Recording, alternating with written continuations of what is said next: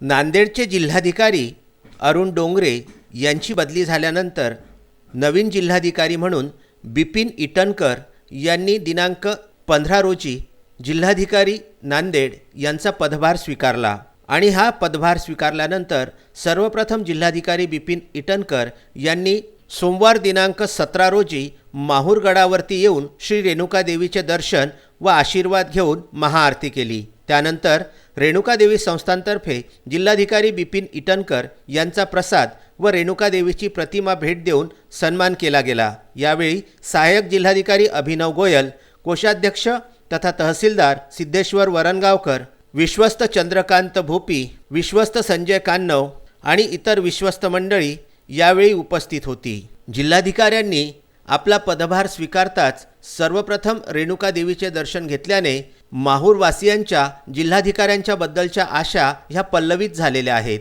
माहूरगड येथून संजय घोगरे, राजू दराडे, कार्तिक बेहरे व अनवर खिच्ची यांचा हा वृत्तांत।